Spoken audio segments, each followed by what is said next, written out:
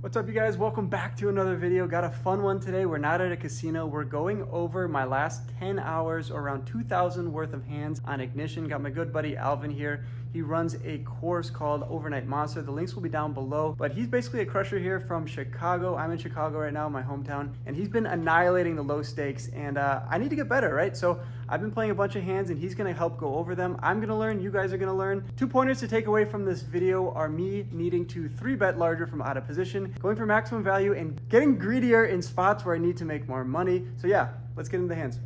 So just so you guys make sure that you understand, ALVIN is a very good player, right? So you're not just taking advice from someone who I trust is a good player. You can see right here, this is from the last 83 hours that he's played, and yeah. 18.5 big blinds per 100. Yeah, I mean, I'm running well, right? So I'm running like 20 buy-ins above EV, but like even my EV would still be like 15 buy-ins, right? So like I'm, Yeah, you know, but it looks pretty clean. Like. yeah. I mean, you can see that it's very consistent, Right. Like if anything, my results are at least consistent. So Yeah, so there you guys go. Holler. Let's get into the hands. We have 2 batches of hands from Wolfgang. One that he sent me maybe like a month ago, where I said play looser.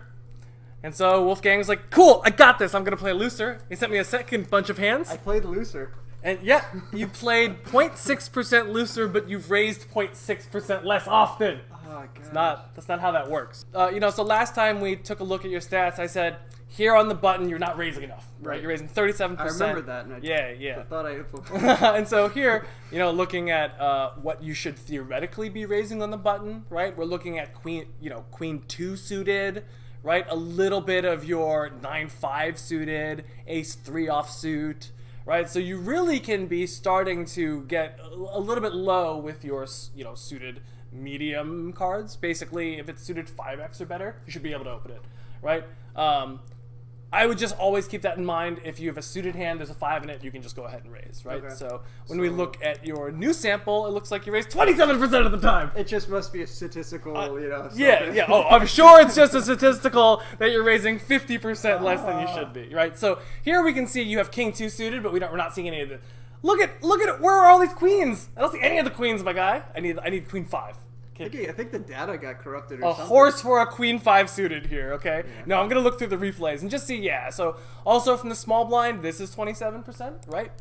From the small blind, we should be probably looking at really similar to the button, right? So almost all of your suited 5x's, right? Ace 3 is quite close, so ace 4 here, but still need to be opening up here, right? Yeah, and I think that's just a comfort thing. I just need to get more comfortable opening up like queen 7 suited and king 4 suited. Yeah. Am I wrong by saying the big blinds per 100 is decent for the second sample? Yes, but the sample size needs to be probably closer to 70 to 100,000 before we actually even start making some inferences on that. You can just say it's good. Yeah, no, it's fantastic. I mean, you're clear. I mean, I think you're definitely going to be a winning small stakes online player, which is actually something that the majority of live players cannot say that they are. Okay. Right? Like, if I could beat 50 no limit, what is that equivalent to in live? 500 no limit. If you are a crusher at 50 no limit, you absolutely 500 being 2-5? 2-5. Yeah, you absolutely annihilate 2-5 live, and you probably can beat some of the weaker like 5-10 games. Your win rate would only be compounded if you just raised more hands. Right? So like my VPIP is probably closer to like 25 or 26%. Yeah. Right? And then my PFR is probably, closer to 21%. Right? So number one, need to see you raise more, particularly button and small blind. Looks like from every other position, you're probably doing fine. Right? Looking at your 3-betting in position, yeah, it looks like you're putting the hammer to them. I like your 3-betting in position statistics a lot. 3-betting about in the ballpark 15% on the button, right? I noticed that you have a one occasional 9-6, 9-8 suited, occasionally 5s, 9, yeah, these look to be reasonable hands here. So yeah, I think that you're doing that well. So I would imagine that a lot of your mistakes are going to be more post flop. One thing that I'm noticing is over the sample, your red line is not fantastic. It's not horrible, but I imagine if we expound this over a lot of hands, your red line is going to be slowly decreasing because you're just folding too much. That is going to be largely fixed simply by playing more accurately with your steals. Right? When we look at, for people who are not aware, when we look at how opponents' charts look, right, we can see that Both when they go to showdown and when they don't go to showdown, they are getting absolutely clobbered here, right? So this generally is indicative of, one, that means we can consistently beat them at showdown because they suck at it, right. And then two, we can probably steal more than they're stealing because they suck at it, right? Easy lessons, really easy lessons here, right? So looking at your post flop, the one thing that immediately I'm gonna see is that your bet is very low. So this is telling me that you're just not double barreling enough. So I would definitely be looking for, where are your double barrels, right? So like we can just go take a look at your general kind of barreling philosophies and see how you're doing, right? This might be decent. So we raise in position, he checks, and we go ahead and bet a third. Okay. When we bet a third, what kind of board texture do you think is the best texture for us to get away with a small bet on the flop? I mean, I like to go for the third whenever I see cards that hit my pre-flop raising range harder than the big blind, for instance. He doesn't 3-bet me, so I feel like I'm going to have more of the strong aces. Yep, that is true, right? Can villain have pocket... He can have 3s and 4s, though. He can have pocket 3s. And can he have ace 4 and ace 3? Absolutely. Yeah, so really the only hand that we have a huge advantage over him with is pocket aces, right? However, do we ever open 5-2 here? No. Does the big blind occasionally possibly defend a hand like that? Yeah. Maybe. And maybe a little bit more 5-6. I don't know how often you open that hand. So you're saying this could be a check behind? So I would definitely think that we don't have the really super clear nuts advantage because the only pure nuts hand that we have here is pocket aces, right? But I also will say this board is very coordinated, right?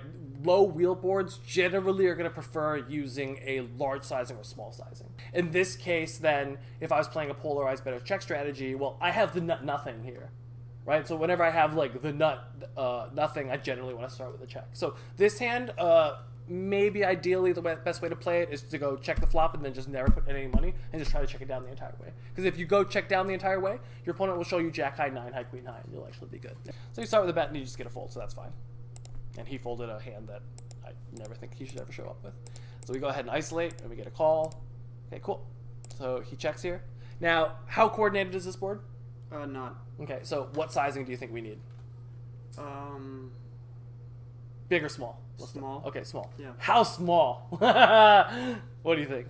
I mean, the way you're talking makes me think you want me to bet 20% or 10% or something. Yeah. I think if you bet somewhere between min raise and 2 big blinds here, that's going to be really, really good, right? And really the reason is on these boards, the drier they are, especially when this is a rainbow board, your opponent's going to have a ton of auto folds, right? If he has a hand like 7-6 here, jack 5 or something like that, right, he just has to fold if you breathe on him, right? And so you put them in the worst possible spot when you bet 2 big blinds. Interesting. And they are just what do I do? If they have ace-6 offsuit, they're what do I do? It makes the majority of their non-queen, non-2 hands just in a freaking horrible spot.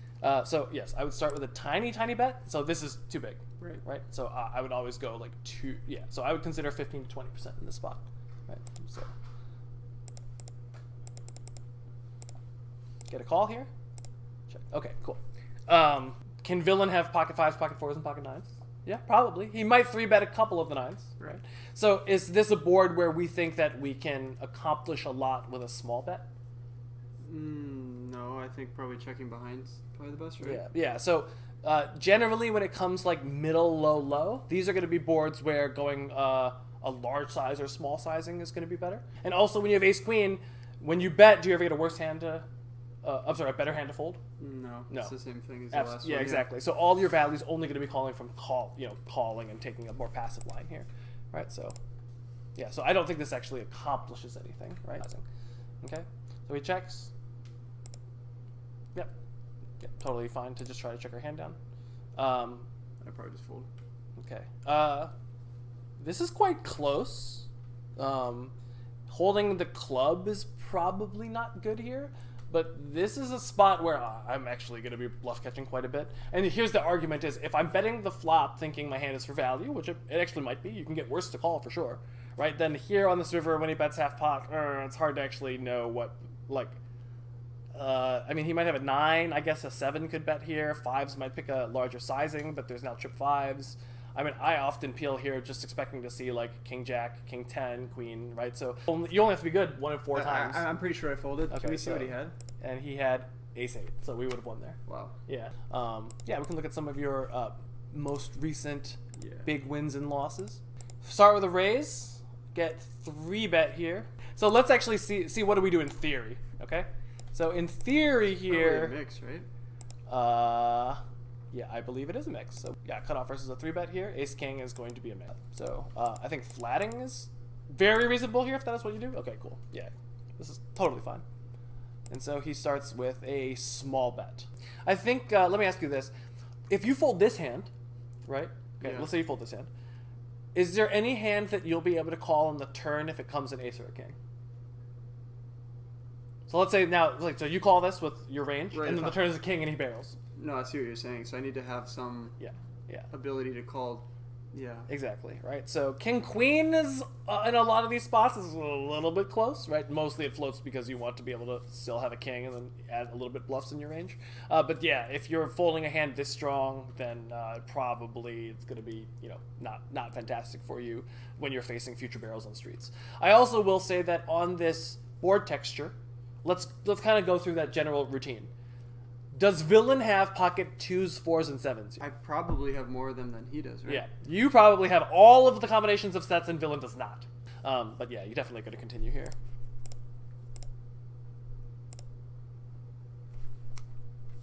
This is probably fine. I will say you are near the top of your range and you do not have a heart here. Right, so I think raising here for value is pretty reasonable, right? I would also say if you don't raise this hand for value, what hands do you actually raise for value, right? Like then you just have no bluffs at all here either, right? Like that's true. Yeah, like what bluffs do you have in this spot? Yeah, I mean, right, might be very few, but yeah. So I would just always just go ahead and raise ace king. Generally, when you have slow played a hand pre-flop and you're like, should this be a 4-bet or a call? When you hit top pair. Right, you are happy to just raise it and put it in. It's also very difficult for opponents to put you on that hand. Okay. Right? Can your opponent confidently put you on ace king here? Almost never. Right? If he's got king jack of clubs here, he's gonna pay you. Yeah. Right? So yeah. So also waiting to the river to put in a shove was probably reasonable, but you'd really prefer holding a heart to prevent a heart coming, etc.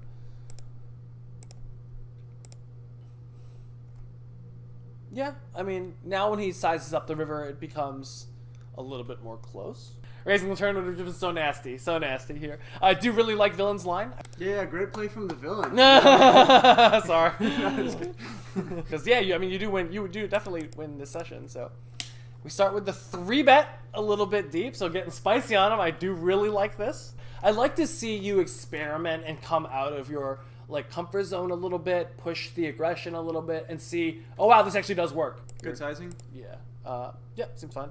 Yeah, but generally, I want to say that the out-of-position 3-bet cold caller is very middling card heavy. Okay. So if the board comes like 5, 6, 7, stuff like that, that's the board he's going to want to lead, and that's the board I want to get the F out of the way. Okay. Okay? Starts with the checks. Yeah. I think checking here is quite good, actually, because generally this guy, I mean, when he's full stacked, is going to have stronger hands than you. Right, I think going for pot control here probably checked because it's multi-way and overcard. And yep. I think it's reasonable. That's probably my lot. Nice card for us. I don't bet. I think this is also still pretty reasonable, right? I don't think that there's that much value. And then obviously when an 8 or a 3 or a 5 comes off, we can still put in some money. Go for a very small bet. This looks completely fine to me. Looked up by ace high. Yeah. So yeah, I think this is actually very, very well played. If you were the big blind and I 3-bet the cutoff, ace king, you're 4-betting. I would absolutely jam ace king. See, that's strange. Right, and so he would have been able to just win the pot immediately and deny you all that equity, right? So completely changed his destiny. So we start with a 3-bet. This 3-bet is on the small side.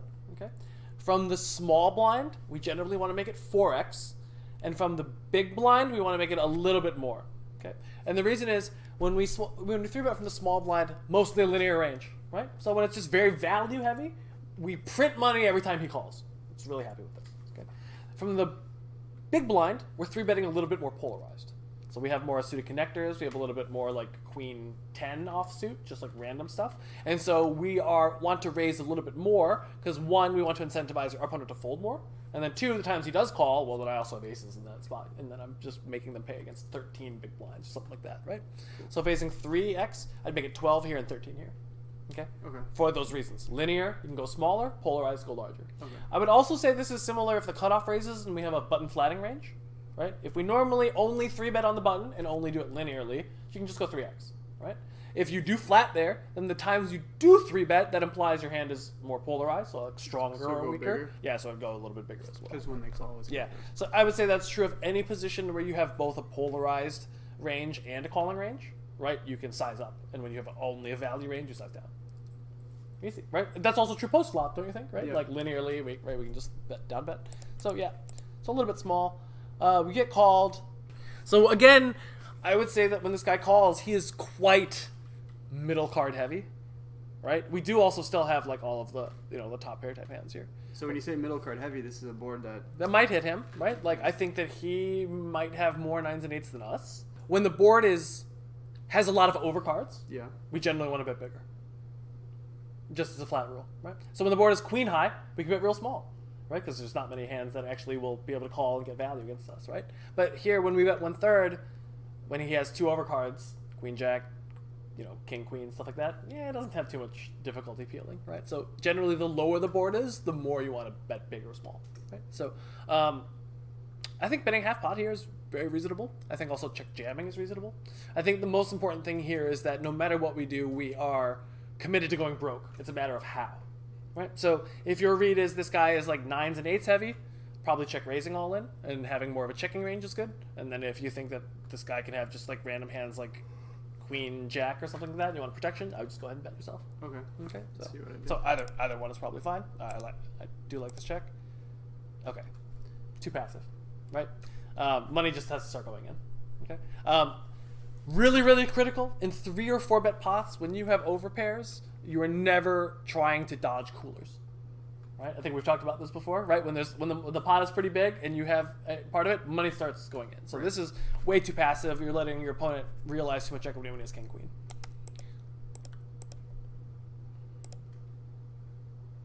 Again, I would just jam, right? Money has to go in sometime. Right. So.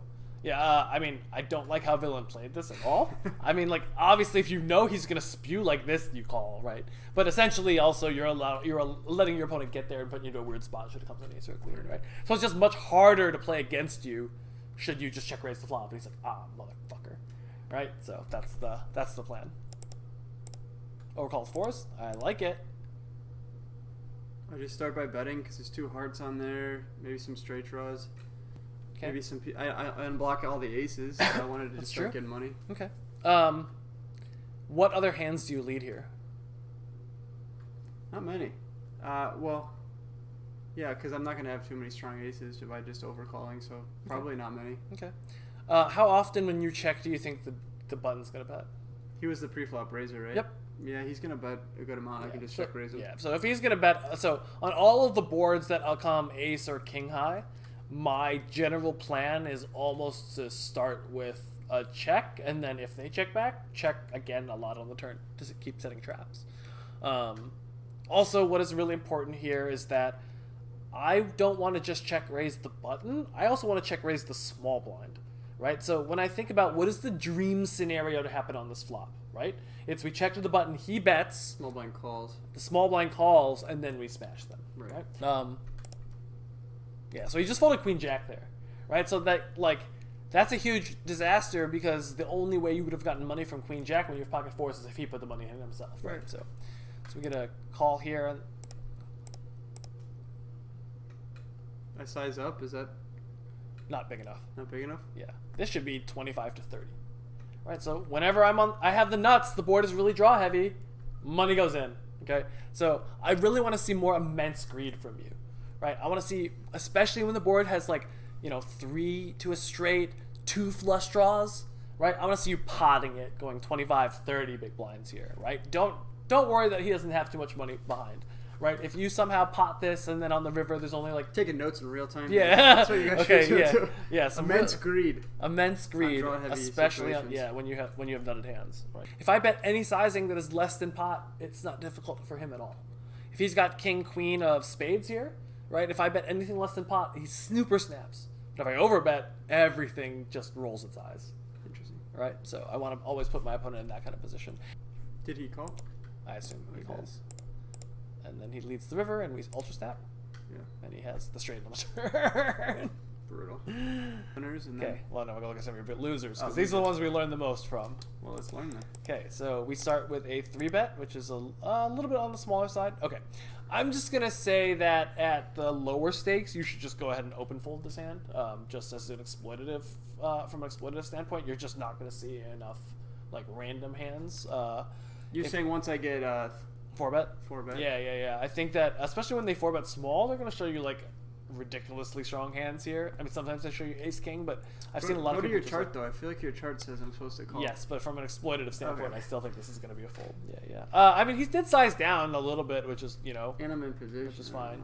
Yeah, but at 200 or 500, always a call here. Never folding this hand. At the lower stakes, yeah, it's pretty close. So.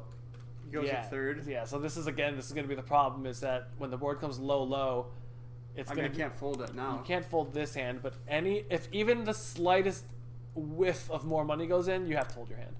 Okay, let's see what he does on the turn. Step fold. Yeah. Okay, I guess I did that. What Beautiful. Do we have? Kings. Okay. Yep. So the pre-flop read of just fold pre-flop, right? Like, because I just think he's under the gun too, and he's 4-betting. Yeah, I mean, exactly. Also, that sizing, right? It just. I don't want to always try to read too deeply into intention, because you get yourself into like crazy spots. Bigger. Yep. What sizing do we like here? 13, you said? Yeah, I like 13 here. Right? A little bit more than 4x with a polarized range. When the board comes low, do we want a big sizing or small sizing? Small. Yep. Right, so remember, when we're looking at the sizing, we're trying to ask ourselves, what sizing is the most annoying for overcards? So yeah, I would start with 9 to 12. And then, so the lower the board, the bigger the bet. Do I ever check? Yes.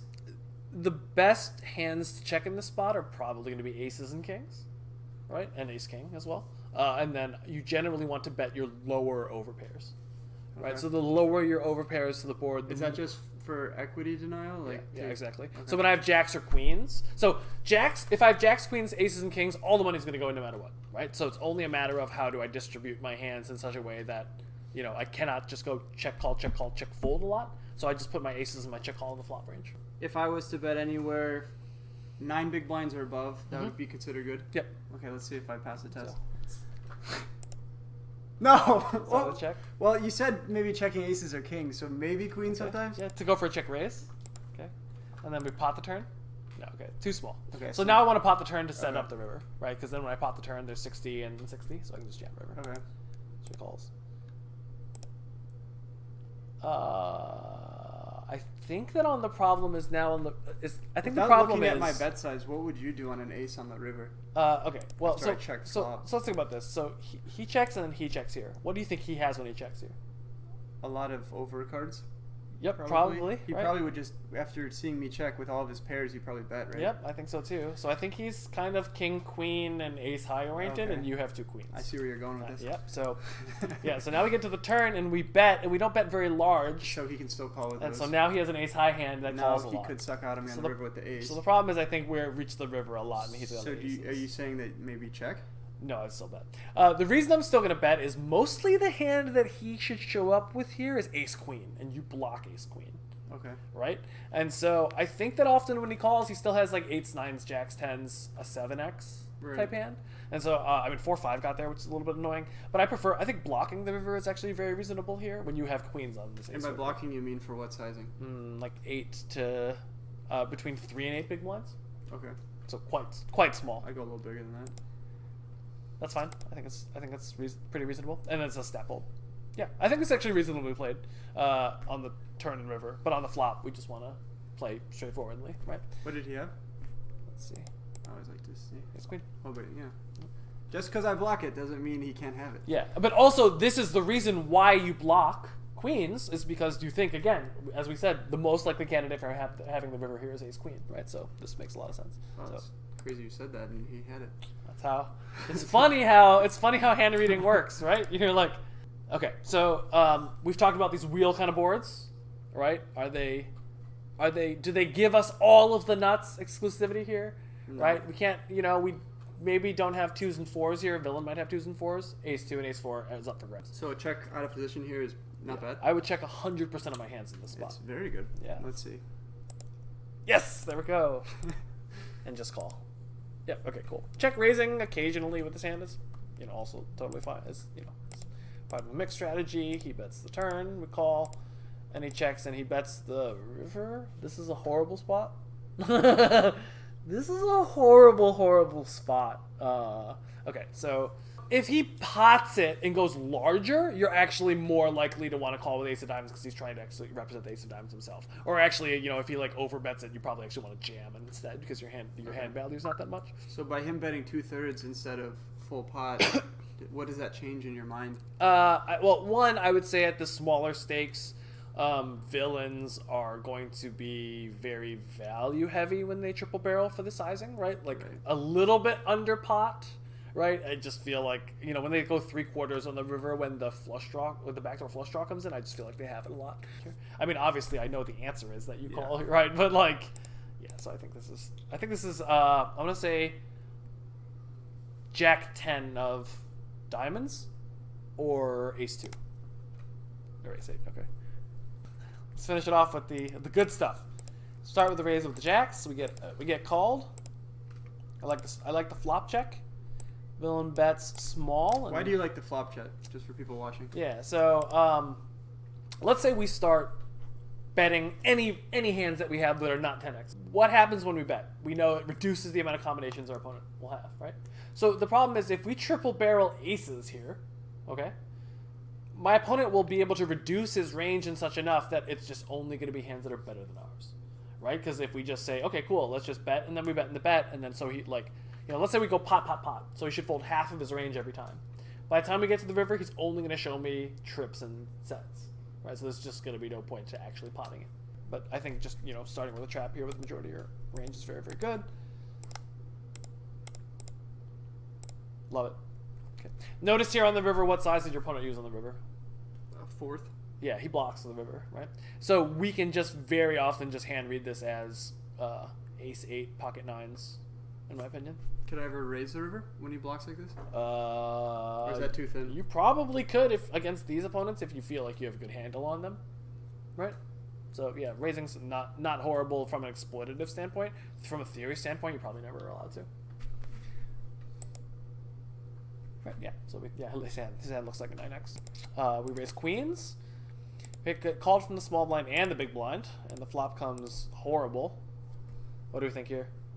Well, so the flop's good for our range. Right. Not amazing for our hand. Yeah, we have almost all of the sheer nuts, right? So in my opinion, there's probably multi ways to play this. Checking back and playing my hand as queens with a gut shot with the intention of checking down against passive opponents, completely reasonable. Right, so I would either play this extremely fast and go all the way with it, or play it extremely passively. But really important not to pick either spectrum. Cool. Love it. Beautiful sizing. Because I went big. Yeah. So really important is that when you have the nuts on a board that has a lot of opportunity for your opponent to have second best hands, you want to pick a giant sizing. So here he can have a flush, he can have a straight. So love the big fat sizing on the river. Probably had a flush, huh? Nope, Jack 10. Yeah. So that was straight. Yeah. So immense greed. This call on him is okay. When the board pairs and the flush comes in, I know that he is leveling himself because the flop went check, check, check, check. But he's like, oh, he's only representing queens that he slow played. You're only gonna show him queens in the bunch, right? Like, or you're gonna show him like 6, 7 of clubs or of spades here. So his call is actually very, very bad. But yeah, your sizing was fantastic. This is horseshit. I should make it what, like 27. So in position, we wanted to make min raise plus a little bit more. So yeah. Okay. Yeah. So 27 is going to be reasonable. Flatting is just way too passive, right? Queens is queens, right? Money goes in, guys. Now trap, raise, raise. Ah, as we said, when you have a hand that is close between a 4-bet and a call, and in this case, I imagine, you know, it's not close, but right, we're at the super top of our range here, besides having a 6. So whenever we're at the super top of our range, does our opponent... So let me ask you this. Will our opponent be surprised when we raise and he puts it in and you show him queens?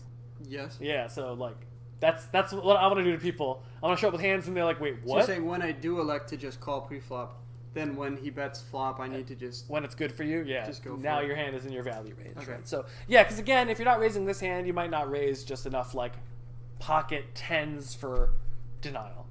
Right? Because, like, this hand even wants something to have, right? Like, you still don't want an ace or a king to come off, right? So denying here is really, really good as well. And it's also for value. So. Oh, money, just jam turn. Yeah, so. Wait, what did you bet on the river? Small. Why do you bet small? Because I thought when he gives up and checks... Yeah, let's put the money in. Right. Again, if you show up at the top of your range, if he just calls here, let's say, so what hand are you trying to get money from here? Like 8s or like 9s or... Yeah, if he has 8s or 9s, he's gonna call the shove, right? Because he's not checking here to check fold 8s, right? So yeah, I think if anytime he calls, right? So I think your biggest thing is just you're not going for immense greed with strong hands. Okay. You somehow are like talking to yourself in your... I think you're putting yourself into your opponent's shoes too often and saying, if I was here, what would I do with 8s or 9s, right? Like, wouldn't pay off. But no. Gotta get them to pay off. Too small! 13 again. Right, so I just want to see you just go much more aggressive, right? And you're just going to find that you're going to get a lot more successful folds. Checking is probably fine. This is going to be a board where villain can have maybe 5s and 3s. He might fold them pre-flop. We can never have any of those hands, and then we both can have pocket jacks. So yeah, I think the standard is obviously just going to be betting this hand, but I think checking is not horrible for some occasional trap reasons. You bet large, and then you jam river. Okay, yeah. So this is overbet it. So this is a spot where when you overbet 50 versus jam against his bluff catching range, what's the difference? Like, there's no difference. Close. This is a standard fold, in my opinion. Yeah. When we consult the oracle, it's gonna be a standard defense at the lower rake with smaller sizings. So this is a much higher rake game, right? We're starting with, I guess, whatever larger sizings in general. Although he only made it 10 big blinds. He was full stacked. At least he wasn't a short stack. Short stack, I probably just fold it. Yeah, absolutely. The deeper he is, I'm just going to be calling. Yeah. Occasionally having 3s here is not horrible, but from an exploitative standpoint, you could probably just fold, no problem. Bang! Let's go! Okay, so, wow, he starts with a ridiculously bad size, which is, like, a good for you. Right, so, like, here's the thing. Like, you can just tell if he has air here, and this is the scenario, right? He's just burning money instead of betting, like, 5 or whatever. So you call, and he checks, and then... What sizing would you go before seeing mine when he checks to me? Always small. So... I went more like half. Yeah. So, yeah, I'd just go a little bit smaller. Totally fine. Just get in because he raised me. Might as well just put an extra 20 in. Yes, although if you were any deeper, you would never raise because you have so nuts, right? Yeah. Let's wrap this up. Cool. Do you want to go back to my numbers and do a few conclusion points here? Okay, sure. Definitely would be focusing on stealing more from every position, right? Or raising more from every position. I think that your 3-betting is quite good. You're probably correctly folding to 3-bets. I would say post-flop, I want to see you betting more often to the very small sizing, right? I want to see, I would ideally like to see your bet frequency here be, like 75 to 80%, and the majority of it's going to be a small bet. When I look here and see what you're doing, it looks like, half the time you're betting a small bet, 15% of the time you're betting like half pot or more, right? And we're not really seeing very many overbets, right? Versus if we look at, how I approached a sample here, this bet is like 80%, and then you can see, I'm using all sorts of different sizes here. So like I flop over bets, I sometimes pot it, you know what I mean? I use the full toolkit, but you can see that I also am using the less than quarter bet much more often than you, right? So, Cool. so it's a mix of different things. All right, you guys, I hope you guys enjoyed this video. If you like Alvin and his insights, helping me get better, helping you guys get better, there's 2 links down below, one to his YouTube channel and one to his course. As a discount code, Wolfgang. Just click that if you want a discount on this guy. But yeah, definitely go check it out. If you guys like this series, want me to make it like a weekly thing where he goes over it and see how I improve along the way, definitely let me know down below. As always, good luck on the felt, you guys, and we'll catch you in the next video. Bye!